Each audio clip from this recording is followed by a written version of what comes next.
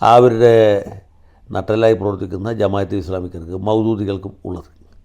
അവരുടെ വിശ്വാസം അവരെ രക്ഷിക്കട്ടെ എന്ന് മാത്രമേ ആകെ പറയാനുള്ളൂ. കാലാകാലങ്ങളിൽ അവർ ഓരോരുത്തർക്കും ഇതുപോലെ പിന്തുണ കൊടുക്കും. പിന്നെ പിന്തുണ കൊടുത്തവരിൽ അവർക്ക് തിരിച്ച് എന്ത് കിട്ടി എന്നുള്ളത് പരിശോധിച്ചാൽ ഞാനിപ്പോൾ ചിരിച്ചതിൻ്റെ അർത്ഥം അവർക്ക് മനസ്സിലാവും. ഞാൻ പറയാൻ വന്നത് വെൽഫെയർ പാർട്ടിയെക്കുറിച്ച് മാത്രമല്ല. വെൽഫെയർ പാർട്ടിയുടെ ഒരു എക്സ്റ്റൻഷൻ കൗണ്ടറാണ് SDPI.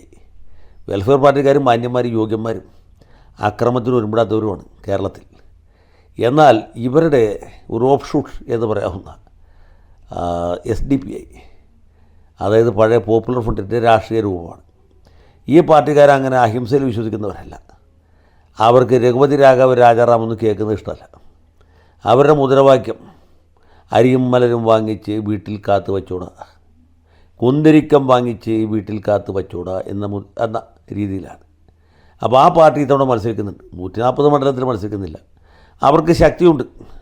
അവരുടെ കഴിവ് തെളിയിക്കാൻ ഒരു വേദിയാണ് എന്ന് തോന്നുന്ന ഏതാനും മണ്ഡലങ്ങളിൽ മത്സരിക്കുന്നുണ്ട്.